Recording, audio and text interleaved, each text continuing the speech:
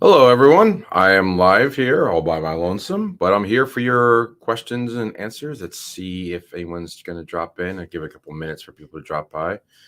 It's Wednesday. There's lots going on. There's plenty of talk about. I've done plenty of videos this week about real estate and also the buyers of last resorts. Also, some talk about some crypto and some what's going on with Russia. It's not a big surprise that Russia wants to accept Bitcoin, and being that being the main thing, and they want to do international settlements that way. So as people drop by, I'll just wait for people to comment and throw their questions in there. I think super chats are available for the first time, which is a new one for me. So I don't know how that's going to fly, but hey, look at that. Patrick's joining. Hey, Patrick, how you doing? Yet. Say something, please, Patrick, so I can hear. If I can hear you. Can you hear me? I can hear you now. Good. So, a couple people were. I think we got one or two people in here, but I just wanted to. I was just in a little of a conversation, I'll call it, with someone on Instagram, who once again is posting about Bitcoin maximalist. I think that. Well, I want to start by asking you a question, and then I want to challenge your maximalist positions. So the first question is, do you think that Bitcoin will always be the number one coin in crypto? And you froze. There you are. First question Can you hear is, me, Patrick? yeah, The first question is, do you think that Bitcoin will always be the number one coin in crypto? I don't know.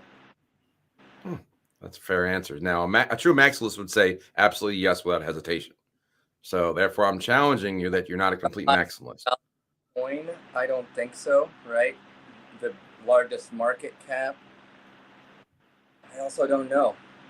I mean, Right. definitely going to be up there, but I don't know.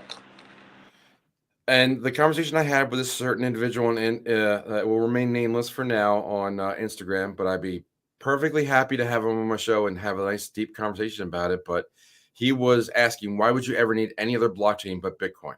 And he just cannot get through his head that there are other use cases for other blockchains that make perfect sense for other altcoins to exist and serve a better purpose.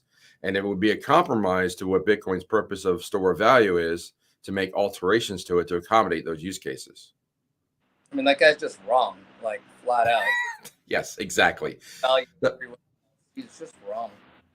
And the issue I have with that position that he has, like there's no purpose for another coin, is it causes rifts in the crypto community that don't need to exist. We don't need to be divisive. We can all agree Bitcoin is a great store of value, and there are plenty other use cases where other coins may be a better use case for it. And it proved me wrong. I mean, I would never store like medical records or personal identification or settle a real estate transaction on the Bitcoin blockchain. It's not the right purpose for it. Yeah, I mean, I think there's a fundamental difference, though, when you look at Bitcoin versus other types of projects, right? Bitcoin is designed to be a store of value. That's what it was designed to do. Filecoin was not designed to do that. Theta was not designed to do that. So you're not even comparing apples to apples in terms of, is it going to be the best way to retain your value going forward? It is a great way, but who's to say that Theta will not outperform Bitcoin in the next 10 years? Who's to say any of that's not going to come true? One thing I can tell you is what we talk about all the time, was the dollar is garbage. So we're not really so much focusing on the fact that Bitcoin is king as much. Everything is better than the dollar. And if you're involved in a project, then you should understand what the goals of those projects are. Litecoin has a different use case and a different goal than Bitcoin. There are a lot of people who believe in XRP. I don't know what's going to have the largest market cap in the future, but I can tell you Bitcoin is a good store of value as we see it for a good intermediate future. Agreed. And I think that it's cleared right now that Bitcoin is the number one and it's going to stay that way for a while. But there are other use cases that may become very, very popular. Like, for example, if going back to Theta, if video on demand and video to the home become blockchain based, or the metaverse explodes, Theta could very well be a contender for pushing that number one spot. It's just a matter of how popular that use case becomes and who the leader is for that use case. Makes sense, yeah. All right. Anything that's on the top of your mind as far as what's going in crypto these days? The biggest things that I'm just looking at is where it comes to how much liquidity there is on the market. I just don't see a lot of liquidity on the market. I see Bitcoin just leaving exchanges day after day, lots of huge multi-million dollar transactions. So to me, it just everything feels good, even though the numbers probably aren't reflecting that in people's wallets. But I just feel in terms of adoption, in terms of network effect, it's doing well. Yeah, I agree. And I saw, like, I think it was a few days ago, might have been Monday or over the weekend, that 20, might have even been Friday, but 25,000 Bitcoin left Coinbase. So another pull down. The drawdowns on the major exchanges are getting more and more, and people are saying, well, the over the counter will always be there. That's not always true, because the over counter will eventually dry up too. I mean, as more and more demand comes for the coin, there's only so much supply, and there's roughly 19 million coins right now, just over that. Then we know that at least 75% of that is not on an exchange. So you're talking 3 to 4 million coins maximum on exchanges, or available in some circulation form. So it's not a lot.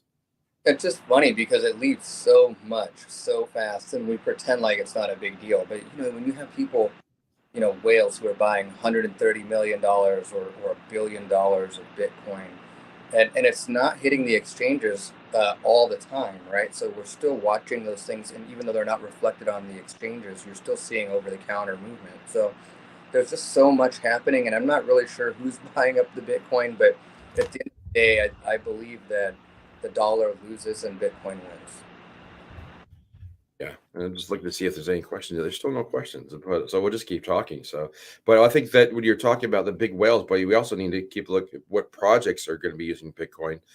Look at what Terra Luna is doing. I mean, they're buying up Bitcoin, and they want to be a larger holder of Bitcoin than Michael Saylor and MicroStrategies, because they want to have a stablecoin backed by Bitcoin, which I think is a great idea. Yeah, it really is a great idea in terms of understanding that Bitcoin is the value behind a token. So at the end of the day, you're backing it with a real asset, not something that's speculative. So at the end of the day, there's so many speculative projects, and we've all got various level of commitment and engagement to different projects that we like.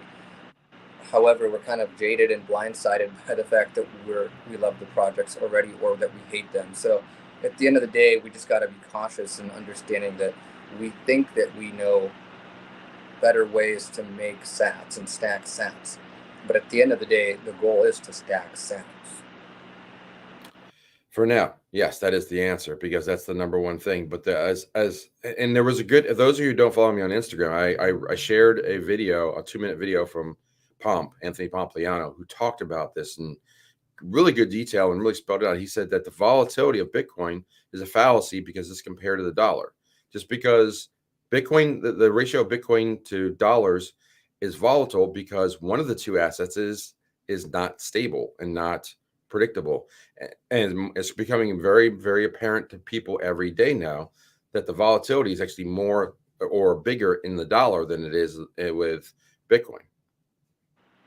Yeah, for sure. Fiat has been manipulated so much that at the end of the day, we know that there are many factors that can increase supply of money or interest rates. Um, so it's just too many things that they can play with. At the end of the day, we know what's happening with Bitcoin every single day, every single second. You can pretty much clock it out that, the halvening is going to be coming up here very, very shortly. What, a little over 2 years now? And then we're almost halfway to the halvening now. Right. That's was that this week? Did we get halfway there? Was supposed to be this week, but it ended up being like it's another 40 days out, I think, for the blockchain. So I like to check in on it like every 4 to 5 months and Hmm. up what the countdown says. So right now we're just kind of waiting to see where it's going to happen. But nonetheless, we're still approaching this half cycle, which is when we typically start seeing prices adjust before the halving. It's not like the day the halving happens, all of a sudden Bitcoin doubles in value and the miners are getting compensated correctly. It kind of goes up for a while, making the miners profit when it's catching up. And that's what allows the miners to put some more capital into new miners. Yeah, just gonna have to restate her question because I have no idea what she's talking about. But um, yeah, we were talking about the halving and Bitcoin. Bitcoin is being created at 900 Bitcoin a day, which works out to be, I think, 650,000 for the next 2 years, and then after that, for the next 4 years, it'll be another 650,000. So you're looking at 1.3 million. So we'll be over 20 million in the next 4 to 5 years. And I don't understand the race to mining. It makes no sense when it's over 90% mined already. It doesn't seem like, it seems like a diminishing return race to go after mining with, I mean, it's going to be played out for certain in the next 5 or 6 years with more than half of it. So more than half. Okay. Well, Black Swan is a lot different than Black Sean, Deborah. So we'll get to your question in a second, but yeah, I mean, mining is going to be virtually dead. I mean, I know that Bitcoin goes until 2140, but as soon as Bitcoin gets to 20 million, it's really, you're just getting snippets of just whatever is left. It's not a lot that's going to be mined after 2025, 2026. Yeah, I mean, when you get to those time periods, people will be looking back and realizing, man, the fold card every time I spun the free spin gives me more than Bitcoin that I'm making on these miners. So it's just going to diminish so fast. Yeah, we're doing 900 a day now because it's 6.25 every 10 minutes, roughly. And then it's going to be cut in half. So that's going to be 450 a day, and which is only like, it's 450 a day. So that's, I think it's like the rewards go down to just over like 3.125. And then it gets chopped in half again 4 years later. So it's going to go down significantly. By the second halving, it's pretty much going to be at 98, 99% mined. So it's really a race to mine. If you're going to get into the mining game, you're looking at 4 or 5 years max, and then it's pretty much that's it. Yeah, it's just really weird to think about that. Back in the day when we started, it was like 25 Bitcoin were being released on a block, and now it's 3. And you're just realizing how much less Bitcoin there is to be split up between a ton more miners.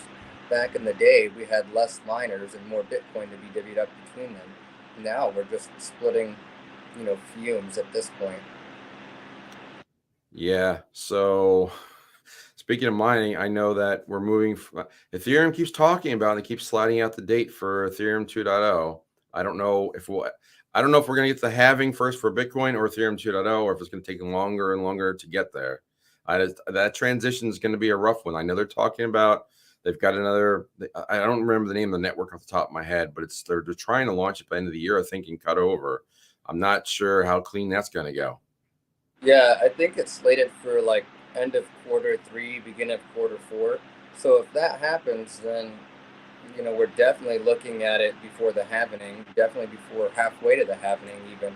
But if I mean, we'll see what happens. I think Ether is just a really hot topic these days as well, and it's definitely going to change a lot of things in different blockchains too, because you're going to move all this hash rate from the Ethereum blockchain where the GPUs are sitting there mining Ethereum, and now you're going to have all these extra GPUs sitting around, and they're going to have to point it somewhere to become profitable.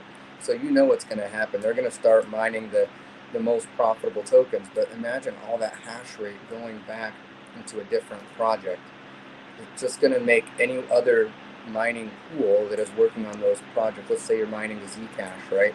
Or Monero with a GPU, or whatever you want to mine. At the end of the day, the more people that are supporting that network, the less rewards there are to split and in the pool. And so it's just going to end up really messing with a lot of different projects. I don't know where the chips will lie at the end of it, and where the water will settle, but it's definitely going to make a ripple effect.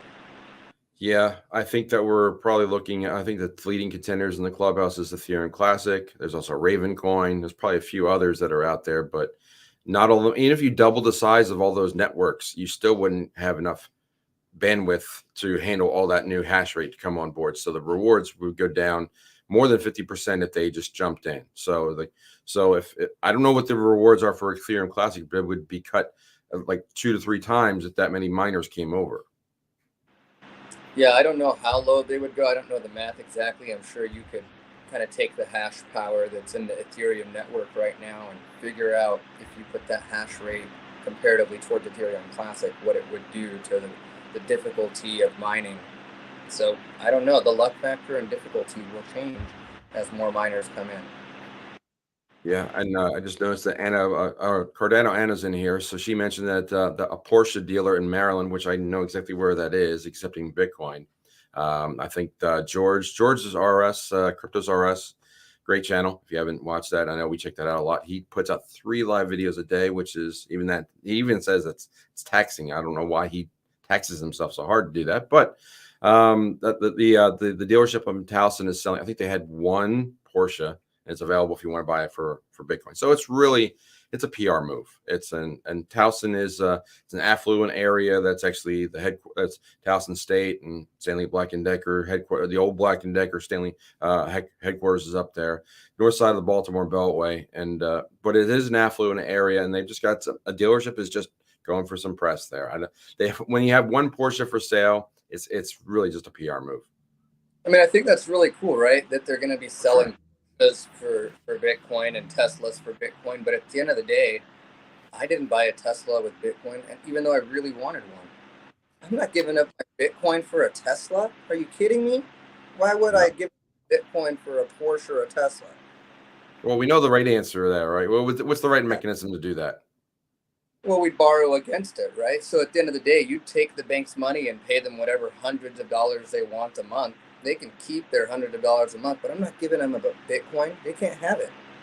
Right, right. So you would go to like a site like Celsius or my preference Nexo, and you borrow against the Bitcoin. So if you're going to give a bit, let's just say it was 2 Bitcoin for the Porsche, you could put 2 of them in Nexo, borrow 50% against it. You probably want to have more backup just in case, but that loan would be tax free because any loan against an asset is tax free, and you just write a check and you own your portion now. It's like that and now that loan is in fiat, so you service that through your credit line on Nexo, and you're basically just with 4 Bitcoin and that loan basically paid for your Porsche, so you're fine.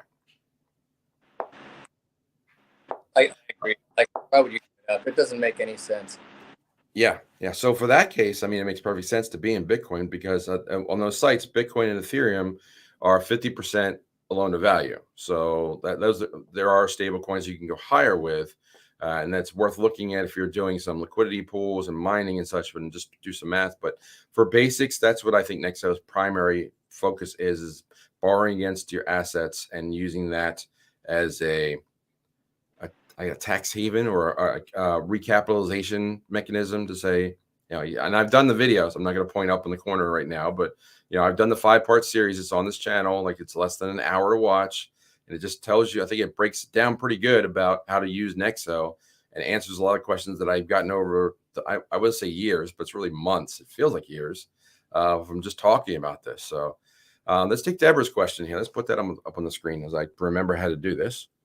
Let's see. So, feeling the pain with tax reporting. Yeah, I totally understand that. Can you expand on the Tezos lawsuit as it relates to Divvy rewards? Well, the lawsuit was a couple. I think it was Tennessee, and they filed a lawsuit to say that the rewards from staking, in this case it was for Tezos, should not be a taxable event. And the judge ruled that in agreement with them that it is not a taxable event. So that's pretty good grounds for saying that any staking rewards is not a taxable necessary to report for taxes as far as an income. Now, obviously, you have to talk to your tax planner. I'm not a financial advisor, not a tax advisor. This is not financial advice. I am just a guy talking here with my friend Patrick about what we know about crypto. But I would take that news story, look up the Tezos lawsuit for. I'll have to find it, but the Tezos lawsuit for rewards, and just hand it to your accountant and just say, why am I paying? Why are we proposing to pay taxes on these rewards when we have a legal precedent here to say we don't need to? That's exactly what I did. I printed out the article and then I took it over to my CPA and said, "Here you go. Make sure this is included in my strategy." And I haven't heard back from her yet, so maybe she'll just say, "No, you're an idiot. It doesn't work that way." But at the end of the day, if you have correct structure set up, it doesn't really matter if you're making those daily rewards, as long as you're not cashing them out. Right. Right. So, exactly. So let me bring up another question that she brought up, which is, I don't know exactly what Lisa, our friend Lyco and Lisa, was talking about this in her show, about a black swan event. What happens to the banks who hold our mortgages? So if this the event I believe that she's referring to would be the bank shutting down, or we just lose the banking or whatnot. So I've talked about bail-ins before, and the bank bail-ins. That's why you need to be in like a credit union or a smaller bank, because any of the top 50-ish banks in assets under management. And if you find the video, I have a link in the description of that video that tells you how to go look this up. But I think it's roughly 250 billion of assets or higher would be subject to the Dodd-Frank bail-in rule, and that rule was put in place in like 2010 after the 2008 too big to fail.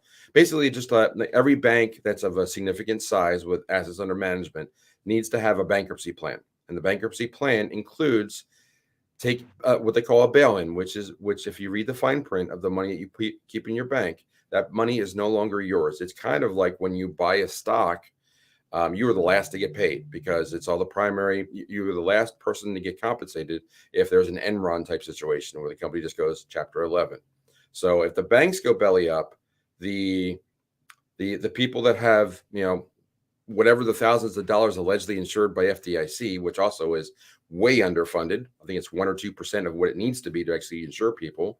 Those funds are gone. So the bank will take those money and what they call bail in and pay higher precedent or higher value creditors, and you'll never see that money again. So the way to mitigate this is to spread it out across several banks, have a local or regional bank, and just protect your assets that way. Don't have it in a credit union, which has different rules than a major bank. And some of these banks are a lot larger than you think. So PNC, for example, is in the top 50. I mean, the banks that are in like a few states, but not Bank of America, Chase, we know, Wells Fargo, the big names. We all know if they're on a football stadium, they're a big bank. But there are several other ones that are also on like the stadium size. I think PNC is a sponsor somewhere in Pittsburgh, and that's another one that they're subject to bail in. So I would recommend that everybody has an account. If you're going to keep money in a bank, keep it in a credit union or something with a smaller bank, so you're not subject to these bail-in rules. And that's one way to protect your assets. And of course, diversify and don't keep that much money in a bank, and they don't hold that much money there. And I know it's a pain in the neck, but you do have to go and put money in once a month. But it's a lot better than the alternative of it's kind of like the same thing of like, don't leave your coins on an exchange. Yes, it would be easier to trade them if they're on an exchange, but if the exchange closes, you can't get access to them. Same thing with a bank. If your money is in the bank closes, you can't get access to it. So keep as much as you can out of the bank to prevent this from happening. Any comments on that, Patrick, before I move on to another one? Nope, you executed that one well. All right, thank you. All right, and Deborah's going to print that out, so that's good. So as I read, let's see. So if I have my fiat checking account, put the bail in my money, will eventually be able to foreclose. So, well, you need to look at the fine print of your mortgage. For one thing, most likely they are not the servicer of your mortgage. They only created the mortgage and they sold it. So they put it into some kind of product and sold it onto Wall Street, and they just bundled it. So the credit unions often keep them in house, but you got to see, where's your payment going to? If you get a first mortgage with Wells Fargo, are you paying Wells Fargo, or are you paying whatever the loan servicer is that bought that note? That's who would hold those terms and conditions. But they cannot change the original terms and conditions you signed for. So you can look at that. But to answer your question, will you be able to foreclose for failure to pay?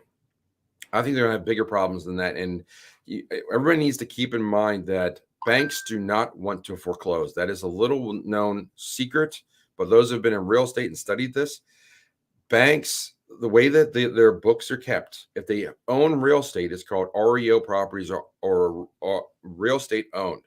And that's a negative. So it's not an asset. It is a liability for banks. So the more liabilities they have, the less that they can lend. So they want to keep as few liabilities on their books as possible, which is why they can typically have a realtor on a retainer to give all their REOs to get them off their books. Because let's say they have $1 million of foreclosures. There's a multiplier, and each bank has their own multiplier. It could be 20, 30, 40, or even 50 of the assets that they have that they can lend against. So they have $10 million in assets and the multiplier is 50. They can write $500 million of mortgages or car loans or whatever. If they have REOs that account for 1 million, that's 50 million. The same multiplier applies. That 1 million is a liability. That's 50 million of liability that they can't lend. So that's hugely negative. So it's much better for them to dump that property for as much as they can get as quickly as possible, so they can create more money by writing more loans. All right, let's see. Anna, how longer do we need to stay persistently patient with those few ETHs that have been locked in staking for us? Well, let's going back to that Ether thing. So I debated a couple of years. I guess it feels like a couple of years ago when they were going this, like Ethereum was in, I think it was early last year, but Ethereum was under a couple $100. And everybody's like, let's get 32 because that's supposed to be the magic number to go and stake. But I think it's going to be messy and tricky however this plays. I think that Ethereum in general the value is going to go up. Let's just talk about that. The value of Ethereum will go up, but the network's value will go down because those are two different things. There would be no reason for a new project to develop on the Ethereum platform unless they really want to address something that's only on the Ethereum platform. Like they want to be like an OpenSea or NFTs. But for the most part, it's expensive, it's crowded. There are much better smart contract platforms to use than Ethereum. I made the analogy several times that it's much like Tether. Like there are many more stable coins now, which are better than Tether. Tether just happened to be the first. Ethereum was the first platform for smart contracts.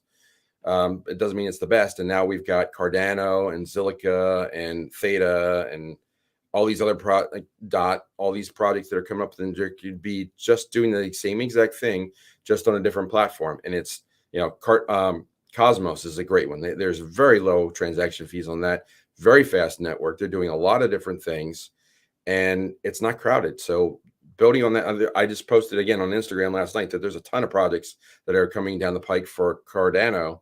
And again, the value of Cardano is not reflected in its price yet. It should be well over $1.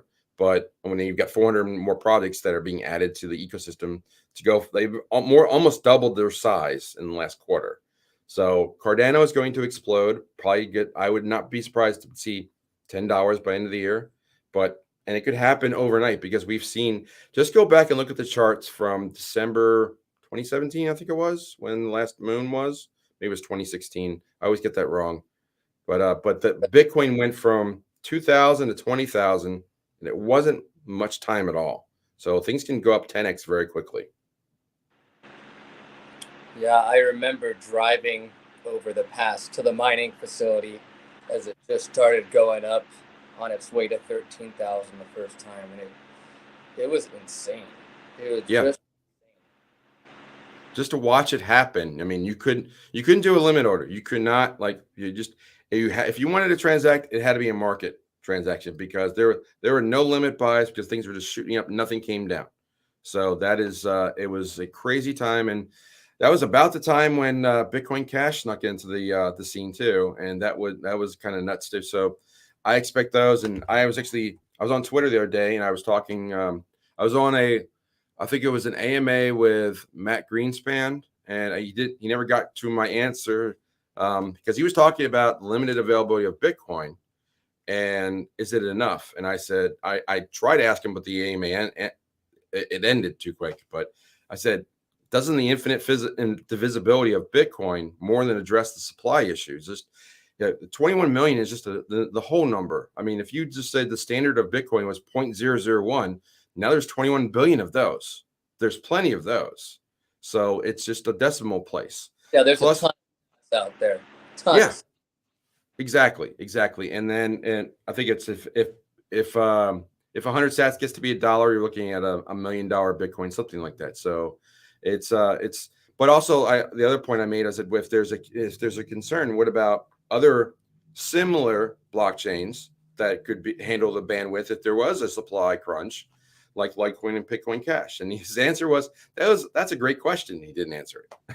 I'm like, okay, I appreciate you commending me for a good question, but I'd love to hear your opinion because I know he writes a newsletter and I've heard him before in the past, but I think he's just warming up to AMAs and just time ran out. But I'll I'll try to ping him again next time I see him doing an AMA. But that's a good thing. If you're not on Twitter, there are a lot of conversations that happen there.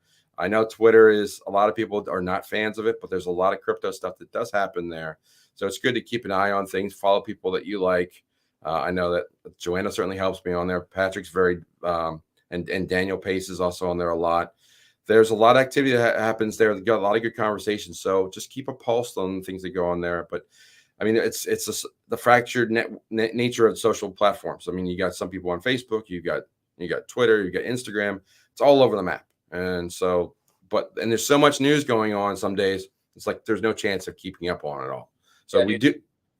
Tons of people out there in the space to follow. Even mentioning Daniel, like that guy's really, really smart, super smart. People don't know this, but we successfully created Jaspy Coin and Layla Coin now on the Theta blockchain. So that's kind of like another thing that was just created, a promise fulfilled to my kids. And Daniel just kind of went at it. And next thing you know, my kids are going to have some liquidity provided in the DEX, and we're going to make sure that it's worth something. But at the end of the day, there's just so many people in the space that can help you do things that will enrich people's lives or add education to you. And I just think that people need to broaden out and value their time better. Find people that give you good information. Yeah, we're at the stage now that no one person can really handle it all. And if you think that, I will name some names. If you think BitBoy does it by himself, you're wrong. If you think that guy from Coin Bureau does it by himself, you're wrong. They all have teams that are helping him. That's what Patrick and I are doing. And we work with other people. We work with Tim. We work with Daniel. Daniel does a lot of stuff and they have their specialties. And then Papa Joe is a thematic expert, and we've got Daniel for Theta, and we've got Tim at Pro Bitcoin Solutions. I'm not sure what his favorite coin is, to be honest. I don't know what is Tim's favorite coin. Do you know? Tim's a Bitcoin maximalist. Okay. So we're straight up Bitcoin forever for life until something changes. But we even have people like now. People are saying, oh man, I lost all of the words to my wallet. I don't know how to get into my tracer. Now we've got a connection. I can get into your tracer. I can get into your ledger. You lose the passwords, you lose the keys. Let me know. I can help you. I mean, these are the cool things that you learn in these communities here where, you get to talk to people who are just so smart and who know their area real well. It's just insane to know that people like that exist that can take your little Tracer wallet and then blow it up and take everything off of it. Yeah, and I learned I actually have to reach back out to her, but I had a client, I think it was New Zealand, and she told me it was treasure is the right pronunciation, because I think it's French and they try to play on the word treasure. So that treasure is apparently the right way to say it. I don't use them, but it is pretty cool that exists out there. Speaking of cool people that you get to meet, I think Deborah again hit me any backstories from Shitcoin 2022. There were lots of backstories. I would say that was well worth the event than the major conference. I had a lot more fun there, and it was a lot more. I want to say it was more like a meetup than it was a conference. I would say if you've ever been to a big trade show, that's what Bitcoin 22 felt like. Walking the floor, all these booths, big displays, pretty women that were hired for the booths. I've seen that before. And it catered to Bitcoin maximalists. It was all about Bitcoin. But Shitcoin 2022, that's where all the influencers were. That's where all the movers and shakers were, and the OGs in the space. I would say over those 2 days, probably 500 people or more walked through there, roughly. Might be a double count, but we were there both days, and there were lots of names and faces that I saw. I saw Omar Bam, who was he was one of the YouTubers I watched when I started, and he did crypto. He was crypto with the zero at the end. So and then crypto's news. I think he's still replaying those, but he was great to meet. Ken Bozek, the classic Ken Bozek, was there. What a great guy. And his beautiful wife, Brooke, Crypto Zombie. I've talked to him, Kyle. He's a great guy. K-Dub. So I introduced him to Michelle, or I am introducing him to Michelle because he's got some tax questions. So I know Michelle is the right person to talk to there. But there were just, I mean, Bitcoin Ben was there. Like when Lisa couldn't make it because she had to come later in the week. But I mean, Crypto Vigilante, that like the guy, like the or was it Dollar Vigilante? No, it was a Crypto Vigilante, Yes. Rafael Laverde. Very well spoken, great argument against Tone Vase about privacy, and he took the standard. He's a big Laverde's big guy from Monero, and he made really good points about privacy, and that needs to be upfront from the day one about privacy, because you can look up anything on Bitcoin and find anything. It's basically a public record. So you need to have privacy implemented from day one if you really want to be that private. And Tone really didn't have an answer for that. They bantered back and forth, but they seemed to be talking past one another rather than talking to each other. And it was passionate. I appreciate their passions, but that was the highlight, I think, of the speech. I know Deborah's pointing out the DeFi panel where I talked with Pi Patel and Kenzie Camillus, I think was his name. I think I showed that section on Monday. Rice Crypto was there on Tuesday. He was paired with Laverde talking about metaverse and privacy. But there was a lot of good conversations. There's a lot of people that know a lot of different things, and they were all accessible. I mean, it was a great venue because there was 3 or 4 rooms that you could just wander through. There was like the room that you could there was people were talking, or where we had the panel, but there was an outside area patio, which was great, and you could just lounge there, hang out, talk to people, get a drink, talk to people that were doing NFTs and art. There was a lots of different places to socialize, and really talked. NFT the movie was there too, and we met with all these different people, and you create you create these relationships. Now you know who that person is, way beyond just seeing whatever they present on YouTube. I mean, just I know Chris Rice. I can call him now. Same for K Dub. Same for all these other people, because we know each other, and we're like, oh, I know that guy. That was the guy that we had that conversation at Shitcoin. That's what you've got to go to, these meetups and these opportunities to talk to other people in the space, because they're like-minded like you. If you're in the space, there's so much that you have in common already, just as a baseline. It's not hard to start a conversation with these people at all. Yeah, I love going with Jeff too, because you can count on him to like focus and pay attention, because I'm just like, I'm looking up for food. I want to know where we're going to go for food, what the best restaurant's going to be. And I'm like, Jeff, listen, we need to make reservations, or what do we need to do? Because for me, my favorite part about going there was actually hanging out with Ken Bozak. He was a good man, and his wife Brooke is awesome, and we just had a wonderful time with them, meeting people, out of their YouTube channel, and getting out genuine human beings. It was a wonderful time, and just lots of really great food. And Miami is like beautiful for my skin. I love the weather. As an Egyptian man, that was just beautiful. The sunshine on my skin made me have energy, made me feel like I was healthy, and I really liked Miami. The food was really good, by the way. Just amazing food. Well, there's 2 backstories I want to share. One about the food and how Patrick is on his phone. Patrick and I hung out for more than a week, which was great. We love it when we get together. We always have a blast, and we're I don't want to say we're the life of the party, but we're always having fun. We're where we want to be, and other people want to be too, because we're doing something that we create events that we want other people to attend, or we'd like to go to. That's the purpose. Like, we want to go and have fun. And the fun event was the Friday night, when I actually took the role of setting up food and making reservations and things. And I wound up renting a private yacht where we had several people go out, and I was in the middle of shitcoin, and Patrick's texting me like, you need to talk to the caterer. You need to do this. I'm like, oh God. Okay. So I was doing all that. And then of all things, I brought a ton of clothes, because I never knew if I was going to be poolside or on a boat or wherever.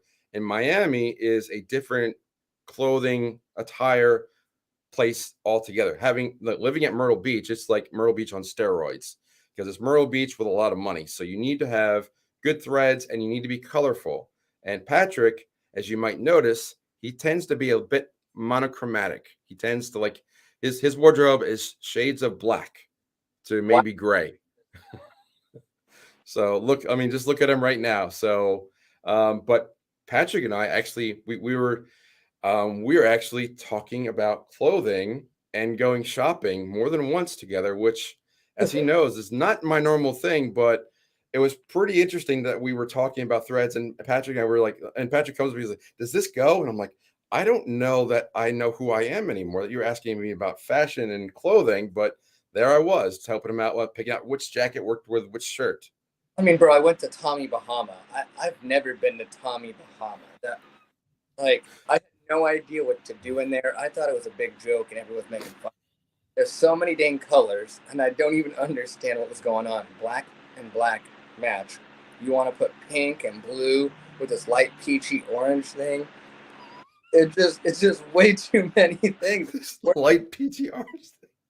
Yes, I wore. I think I wore peach on the boat. I think I wore aqua and sky blue and green, all different colors. It's Miami colors. You had to have different colors, and it. You had to look like. I told him after Thursday, like I'm on Miami time now. So after shitcoin was done and the conference, I would gotten what I needed to be out of the conference. I was just enjoyed the space that we were at, and we went to great food, great events, and we dressed the part. And we actually went to Tommy Bahamas twice. We went one time, and Patrick and I went shopping, and we were actually teaching the staff about Bitcoin for a good while. And they were hanging on our words. And I gave them that card that I give out where I give out free money, and they were hooked on it.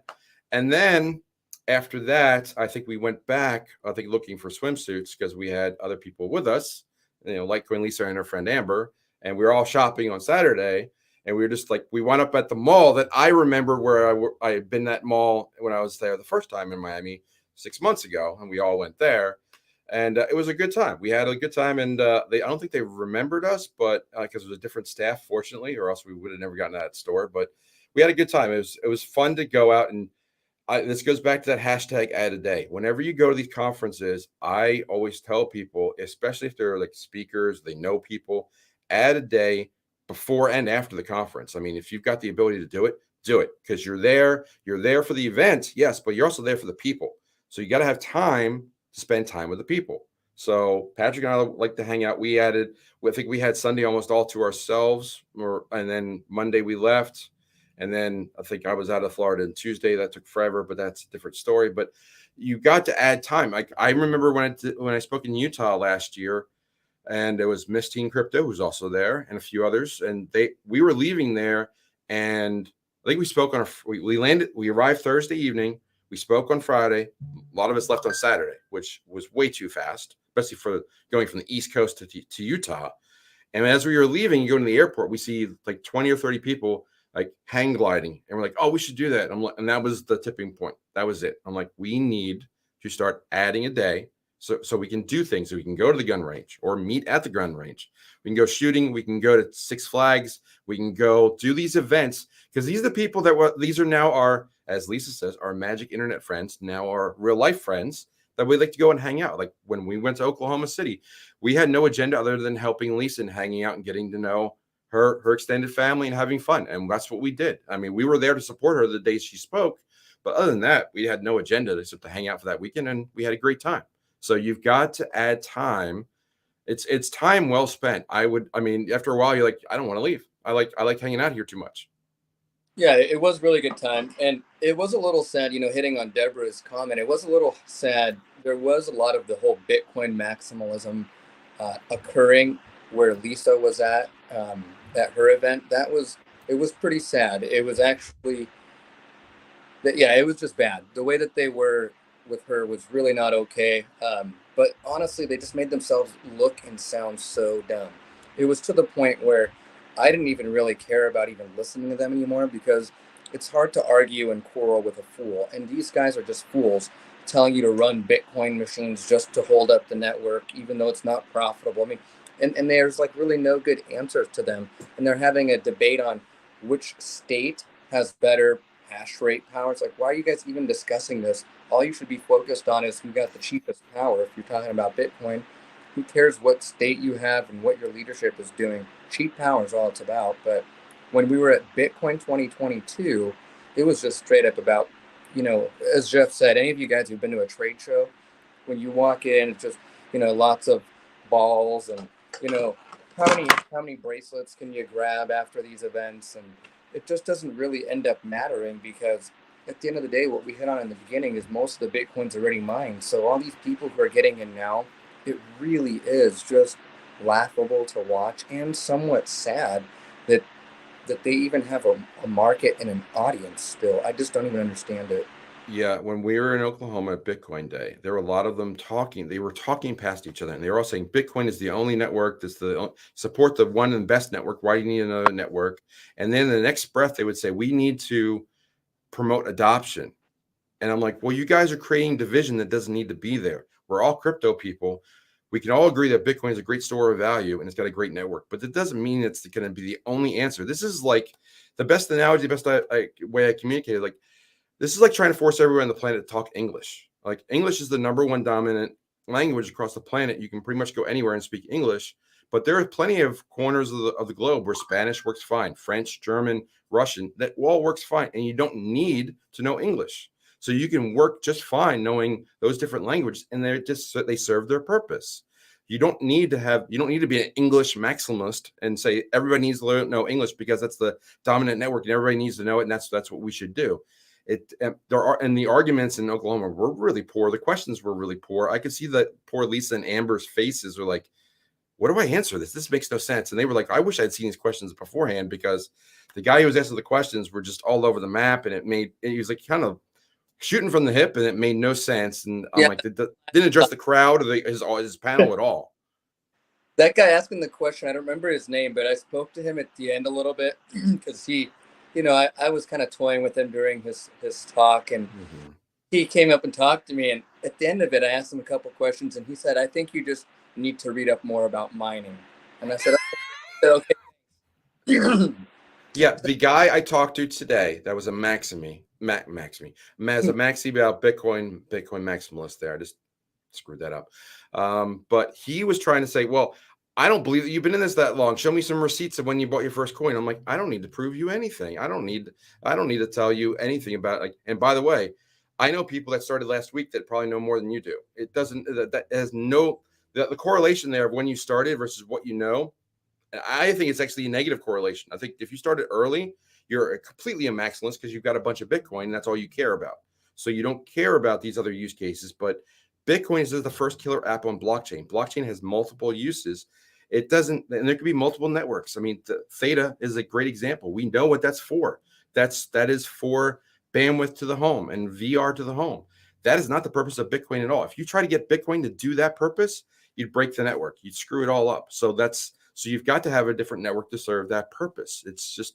It makes no sense. But they, for whatever reason, they just have their thick skulls. They just can't get it through. I'm like, if you want to be a Cro-Magnon crypto person, go ahead and be a crypto caveman. But that's the way I view pure maximalists. They don't want to expand their minds at all and even consider another possibility. Yeah, it was the Oklahoma one was just pretty sad, honestly. Clearly, Lisa was probably the most informed person in the whole area when it came to the entire market. There may be people who understand Bitcoin better there than her, but they don't understand Bitcoin as the big picture and where Bitcoin fits into this whole scheme of finances, right? Because to me, I didn't get into Bitcoin because I thought it was the best coin in the whole world and I loved the tech and the miners were awesome. I did it because I thought it would make me money and help me and my family have a better life. I thought it would allow me to help people by creating wealth. But for me, my goal is to create wealth. And I still think stacking sats is important, but I'm not mining Bitcoin anymore. I'm mining Bitcoin by running Divi nodes or something else. You want to know the funniest thing about what this Maxi showed me from his receipts of when he bought in 2017? They were for Well, ETH. no. He bought ETH. I'm like, so you're a maximalist, but you're showing me receipts that you bought ETH. Do you see the hypocrisy here?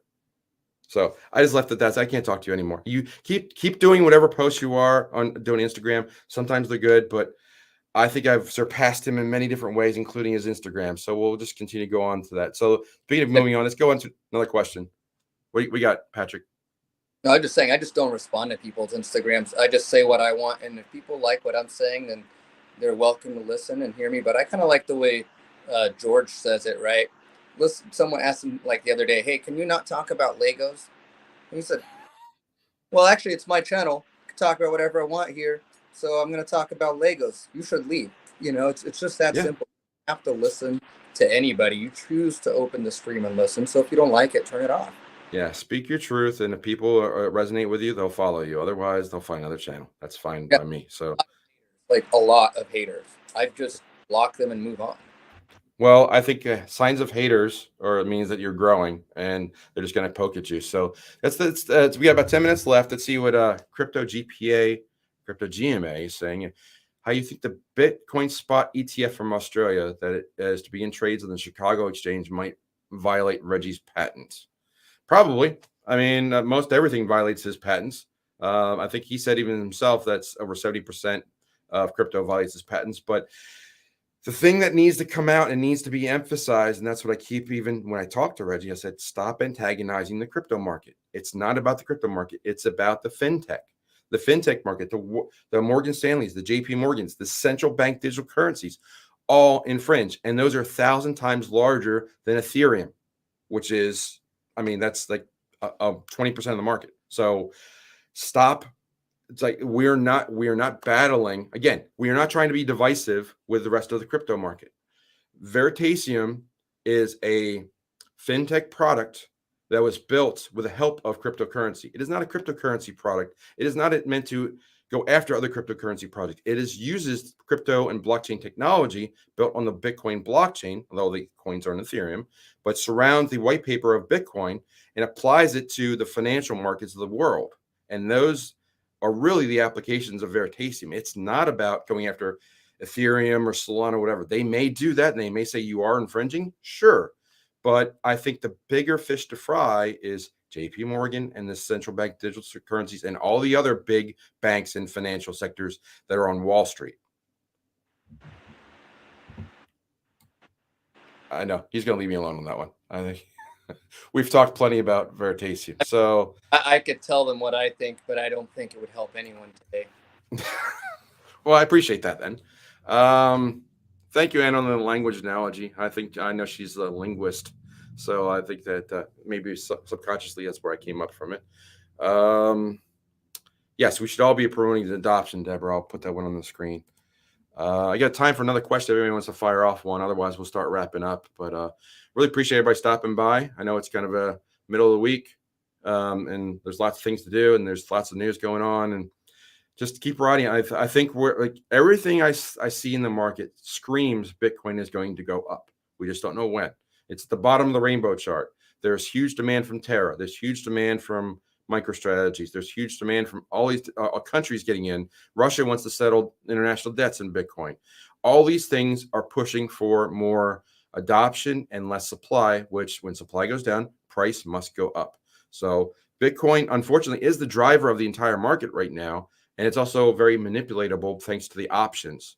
But eventually that's going to stop. They can't do it forever. And when that pops, we're going to see another like 3, 4, 5x kind of move. It would not surprise me. I would not surprise me to go from 40,000 to 80,000 inside of a week. I could see that happening. Because if you don't think that's possible, look back at what happened the last spike in this. I think it's December 17. I always get that wrong, but I think it's 17. Yes, I remember where I was driving. I mean, it was 17. Okay, so that the altcoins peaked, I think, February of 2018. So that's about where. And yes, and Anna points out Madeira, which we were talking. Go ahead, Patrick. It's not just corporations. It's more than just corporations. It's countries. It's people. It's individuals.